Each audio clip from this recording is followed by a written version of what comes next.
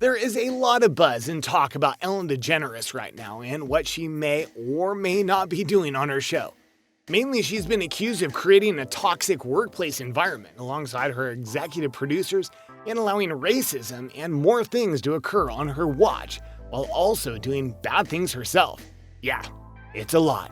So is it any wonder that so many people are asking for her to be canceled? Allow us to show you some reasons why that might happen. Be sure to like the video and subscribe to the channel. Number 4. Public outcry is growing. Let's start with the obvious one, okay? While this may have started out as a very small sequence of events, it's eventually grown into something much more. Now, it's not just about who's accusing Ellen, it's about who is the next person to accuse Ellen and bring more heat on the situation. When it started, many, including Ellen, thought it was nothing more than sour grapes.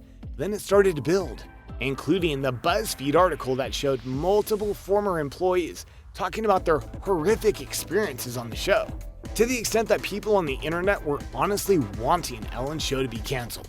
And as recent times have shown, that can be a very powerful force. The voice of the people is strong, especially when they get movements going like #MeToo and #SpeakingOut, and so on and so forth.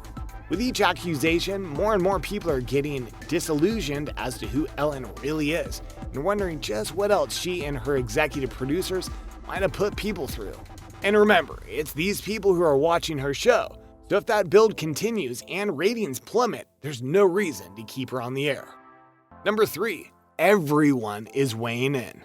Another major factor in this whole thing is that it seems like everyone is weighing in on the issue. For positive, in support of Ellen, or for negative, people calling her out or telling her to come clean or even adding more accusations. It's a lot, and honestly, about every single week someone new seems to pop up and speak out on it. Don't believe us? How about Ellen's former girlfriend, Anne Hesh? She was recently asked about this, and here's what she said. "Our time was a beautiful part of my life and one that I wear with honor," Hesh said. But here's what you really want to know. Yes, she opened up on DeGeneres' current scandal too. "I haven't spoken to Ellen in years," she said. "I'd listen to the people who have," she went on. "If I'm standing someplace and I don't like what's going on there and I stay there, it's my fault. So what are the actions that got me there and why can't I get out of it easily if that's not something that I want to be engaged in?" Ellen's standing where she walks, and that is hers to continue that journey. If you lost the message there, that means that Ellen is complicit in just about anything she calls her own. That goes wrong. In this case, she helped create a toxic work environment, and the people helping cause this other than her are her problem because they're supposed to do what she says, but clearly aren't. In other words, you make your bed and lie in it. Speaking of which, number 2, new accusations. As we've noted, there have been a lot of things said about Ellen and her show over the last several months. But what gets worse about this situation is that the accusations keep coming. First, it was about the coronavirus and how Ellen wasn't taking care of her crew, which was proven, then resolved. It was a staff complaint about how Ellen treated them like peasants. The security guard noted Ellen's very cold demeanor to him. Then it was about the BuzzFeed article and how she acted on other shows. And it just keeps coming. Another new one has come via an anonymous source who spoke to an Australian radio show and said, "I worked there for a little over a year. It's kind of like The Devil Wears Prada.